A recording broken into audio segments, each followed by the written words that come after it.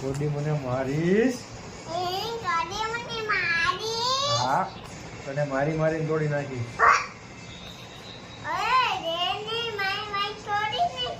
તને મારી મારીને તોડી નાખીશ.